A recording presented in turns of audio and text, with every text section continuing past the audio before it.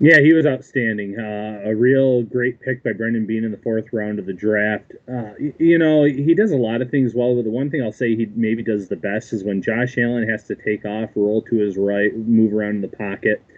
He does a good job of breaking off his route and getting open along the sidelines. He made two huge catches in that Colts wild card game when the Bills are really struggling offensively to move the chains, to get open downfield, to get his feet in bounds. So really good body control, really good hands.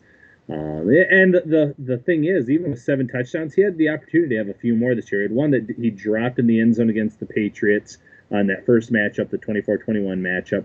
He had one or two called back on Hmm. penalty. So we could be sitting here talking about how the rookie wide receiver had 10 touchdowns, in 2020, and it wouldn't have been preposterous. I think that he's going to be the number two wide receiver this upcoming season. I think John Brown just makes too much sense there's not enough reasons to keep him around at this point in his career. Okay.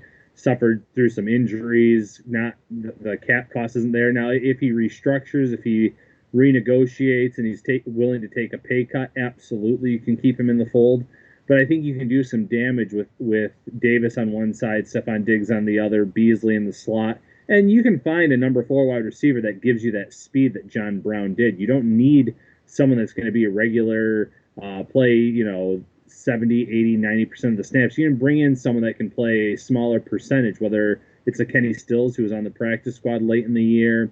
John Ross, I know that he really hasn't developed into the football field, football player. A lot of players or people thought that he could be, but he still has some blazing speed that he could be utilized in that role.